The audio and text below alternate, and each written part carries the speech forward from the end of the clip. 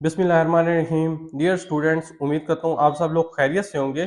Students, आज की इस वीडियो में हम एक्सरसाइज नंबर 5.1 का क्वेश्चन नंबर 2 सोल्व करने जा रहे हैं। Perform the operations of the following expressions with. हमारे पास कुछ वेक्टर फंक्शंस गिवन है और आपको पता है जो वेक्टर फंक्शंस होते हैं वो इन terms of unit vector I, J and के होते हैं।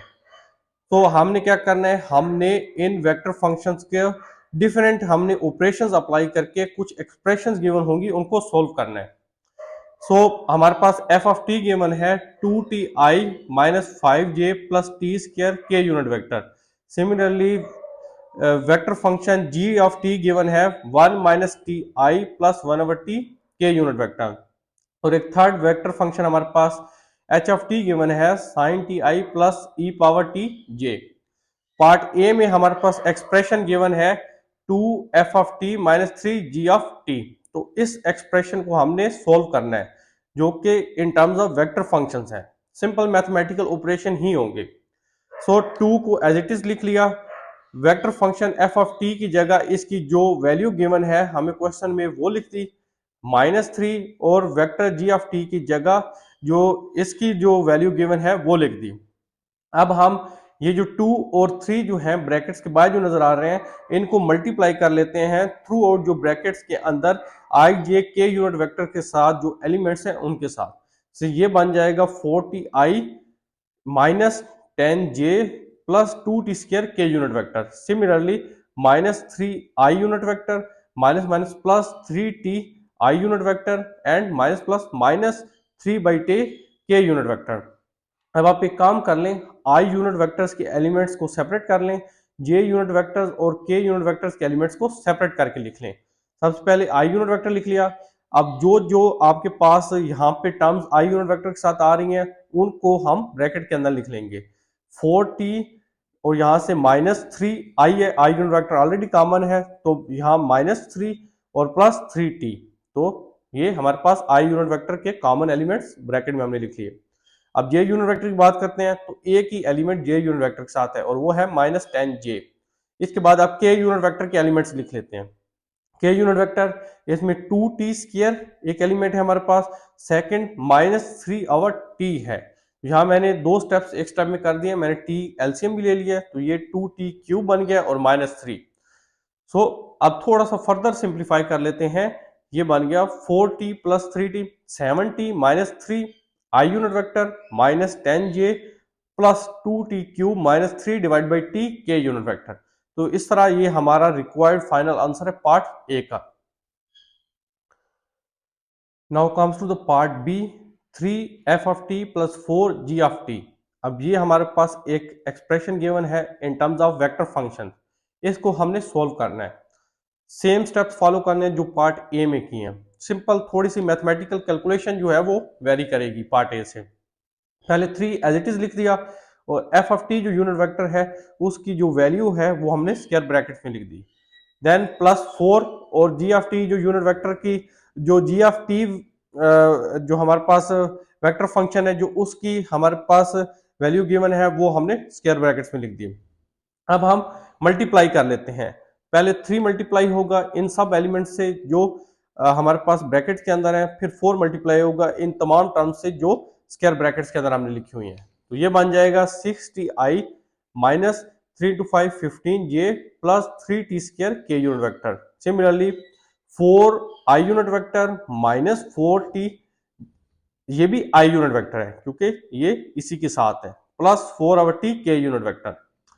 सो अगेन अब आप क्या करेंगे, अब ये हम करेंगे कि आई यूनिट वेक्टर के साथ जो एलिमेंट्स हैं उनको सेपरेट कर लेंगे और जे और के यूनिट वेक्टर के जो एलिमेंट्स हैं उनको उनके साथ सेपरेट कर लेंगे। तो आई यूनिट वेक्टर कॉमन ले लिया, इसके साथ 6t है वो ब्रैकेट के अंदर आ गया, देन 4i है 4 आ गया, देन -4t है तो ये आ गया, -15j ये अकेला j यूनिट वेक्टर के साथ एलिमेंट है इसलिए इसमें कोई कॉमन लेने की जरूरत नहीं है। देन के यूनिट वेक्टर इसके साथ दो एलिमेंट्स है 3t square and plus 4/t। अब थोड़ा सा हम फर्दर सिंप्लीफाई कर लेते हैं। +6t माइनस 4t ये +2t आ गया, plus 4 into i unit vector -15 J unit vector plus, अब यहाँ आप t एलसीएम ले लें, तो ये बन जाएगा 3t³ + 4 डिवाइड बाई टी के यूनिट वेक्टर, और ये हमारा रिक्वायर्ड फाइनल आंसर है पार्ट बी का। Now comes to the part C, g of t into h of t. पहले हमने देखा दो पार्ट्स में हमारे पास क्या था, हमने एडिशन ऑपरेशन अप्लाई किया वेक्टर फंक्शंस के ऊपर। अब यहाँ पे क्या है, यहाँ मल्टीप्लिकेशन ऑपरेशन हमने अप्लाई करना है वेक्टर फंक्शंस के ऊपर। सो g ऑफ t जो हमारे पास वेक्टर फंक्शन है पहले उसको लिख दिया, और ये जो डॉट ये मल्टीप्लिकेशन को शो कर रहा है। फिर h ऑफ t जो हमारे पास वेक्टर फंक्शन है जो कि sin ti plus e power t j है वो लिख दिया। अब मल्टीप्लीकेशन करेंगे, 1 minus t into sine t i unit vector into i unit vector, then 1 minus t into e power t i unit vector into j unit vector, similarly plus sine t 1/t के unit vector into i unit vector plus 1/t into e power t के unit vector into j unit vector. ठीक है, पहले आई unit vector को आई unit vector और जे unit vector के साथ multiply कर लिया, फिर के यूनिट वेक्टर को आई यूनिट वेक्टर और जे यूनिट वेक्टर के साथ मल्टीप्लाई कर लिया, तो ये हमारे पास रिजल्ट आ गया। अब कुछ इंपॉर्टेंट कंसेप्ट्स हैं वो आपने जेन में रखने हैं, तब आप इस स्टेप से आगे इस क्वेश्चन को सोल्व कर पाएंगे। आपने ये जेन में रखने हैं कि आई इंटू आई यूनिट वेक्टर इसका आंसर 1 होता है, कि सेम अगर यूनिट वेक्टर्स को आपस में मल्टीप्लाई करते हैं तो आंसर 1 आता है। Similarly J into j unit vector इसका आंसर भी 1 है, के यूनिट वेक्टर इंटू के यूनिट वेक्टर इसका भी आंसर 1 है। लेकिन अगर आप डिफरेंट यूनिट वेक्टर्स को मल्टीप्लाई करते हैं तो उसका आंसर 0 आता है। जिस तरह आई यूनिट वेक्टर को आप जे यूनिट वेक्टर से मल्टीप्लाई करते हैं तो उसका आंसर भी 0 आता है। सिमिलरली जे यूनिट वेक्टर को के यूनिट वेक्टर से मल्टीप्लाई करें तब भी आंसर 0 आता है, या अगर आप के यूनिट वेक्टर को आई यूनिट वेक्टर से मल्टीप्लाई करें तब भी आंसर 0 आता है। सिंपल निचोड़ ये है कि अगर सेम यूनिट वेक्टर्स आपस में मल्टीप्लाई हो तो आंसर सेम आता है, डिफरेंट यूनिट वेक्टर्स आपस में मल्टीप्लाई हो तो आंसर 0 आता है। ठीक है, सेम यूनिट वेक्टर मल्टीप्लाई हो तो आंसर 1 आता है। तो अब यही कंसेप्ट यहाँ पे अप्लाई कर लेने आप, आई unit vector into i unit vector इसका आंसर तो 1 है, इसलिए ये 1 minus t into sine T इसके साथ 1 आ गया। अब आई यूनिट वेक्टर इंटू ये यूनिट वेक्टर इसका आंसर 0 है, तो ये सारी टर्म 0 आ गई। सिमिलरली के unit vector into i unit vector इसका आंसर भी 0 है, ये सारी टर्म भी 0 हो गई। Plus k unit vector into ये यूनिट वेक्टर, ये भी डिफरेंट यूनिट वेक्टर से मल्टीप्लाई हो रहा है, इसका आंसर भी लिहाजा 0 है। तो ये 3 सिफर इसलिए आगे इन तीनों टर्म्स के लिए। तो हमारे पास रिक्वायर्ड आंसर है 1 minus t into sign of t.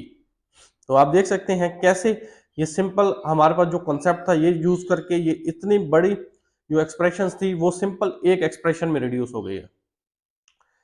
अब पार्ट डी है और ये लास्ट पार्ट है हमारा क्वेश्चन नंबर 2 का। पार्ट डी में अगेन हमने मल्टीप्लिकेशन ऑपरेशन करना है वेक्टर फंक्शंस के ऊपर। पार्ट डी में हमारे पास वेक्टर फंक्शंस जिनकी मल्टीप्लिकेशन हो रही है वो है F of T into h of T. सबसे पहले F of T vector function यहाँ पे लिख दिया, मल्टीप्लाई यहाँ पे H of T vector function लिख लिया। अब ये आप देख सकते हैं कि ये बेसिकली एक तरह से यहाँ पे जो है वो हो रहा है क्रॉस प्रोडक्ट हम ले सकते हैं, और हमारे पास एक फार्मूला मौजूद है ए क्रॉस बी। ए क्रॉस बी हमारे पास होता है अगर दो वेक्टर फंक्शन आपस में मल्टीप्लाई हो रहे हो, सबसे पहले उनके यूनिट वेक्टर्स लिख लेते हैं आई जे के, उसके बाद जो वेक्टर फंक्शन ए है उसके जो आई कंपोनेंट्स है वो आई कंपोनेंट के नीचे लिखेंगे, जे कंपोनेंट के नीचे लिखेंगे, के कंपोनेंट के नीचे लिखेंगे। सिमिलरली फिर वेक्टर जो आपका बी होगा उसको भी आप उसके आई जे और के कंपोनेंट्स के नीचे जो एलिमेंट्स हैं वो लिख देंगे। तो ए क्रॉस बी, तो आई जे के, अब ए वेक्टर फंक्शन का जो आई कंपोनेंट है वो है 2t वो लिख दिया, जे कंपोनेंट है -5, के कंपोनेंट है t स्क्वायर। सिमिलरली अब वेक्टर बी जो है हमारा इस फार्मूले के हिसाब से उसका आई कंपोनेंट sin t लिख दिया, जे कंपोनेंट e पावर t लिख दिया, और के कंपोनेंट कोई है नहीं इसलिए यहाँ पे 0 आ गया। अब हम इस डिटरमिनेंट को जो सोल्व करते हैं वो हम फॉर एग्जांपल इसको एक्सपेंड कर लेते हैं थ्रू R1 रो 1 के थ्रू, मीन रो 1 फिक्स कर दी। तो आई यूनिट वेक्टर सबसे पहले आ गया, जब रो 1 फिक्स की तो यहां से आपने अब कॉलम 1 फिक्स कर दिया, तो जो रिमेनिंग एलिमेंट्स हैं वो है -5 t square e power t 0 इसका डिटरमिनेंट। जो रो 1 ऑपरेशन हम कर रहे हैं तो सेकंड जो एलिमेंट होता है उसके साथ माइनस साइन आता है, सो माइनस जी आ गया।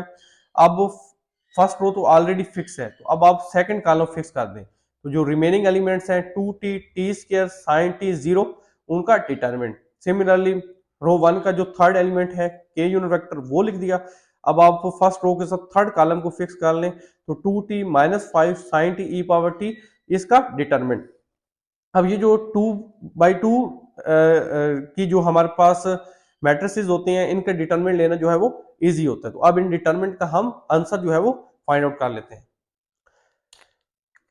तो ये आई यूनिट वेक्टर और ये 2/2 मैट्रिक्स के जो डिटरमिनेंट है वो हमने सोल्व कर लिए। ये आ गया 0 minus e power t t square minus j unit vector 0 minus t square sine of t plus k unit vector 2t e power t plus 5 sine of t. अब थोड़ा सा फर्दर एक स्टेप हम सिंप्लीफाई कर लेते हैं। Minus e power t t square i unit vector minus minus plus हो जाएगा t square sine t j unit vector plus 2t e power t plus 5 sine t के यूनिट वेक्टर। तो ये हमारा फाइनल आंसर है और यहाँ पे हमारा क्वेश्चन नंबर 2 जो है वो कंप्लीट हो जाता है। अगर आपको कोई स्टेप समझ ना आया हो, कोई अगर आपको क्वेश्चन हो तो कमेंट सेक्शन में जरूर बताएं। वीडियो पसंद आए तो वीडियो को लाइक शेयर जरूर कर दीजिएगा। हमारे चैनल पे नए हैं तो चैनल को काइंडली सब्सक्राइब कर दें। अपना बहुत ख्याल रखिएगा। मिलते हैं नेक्स्ट वीडियो में, तब तक के लिए अल्लाह हाफिज।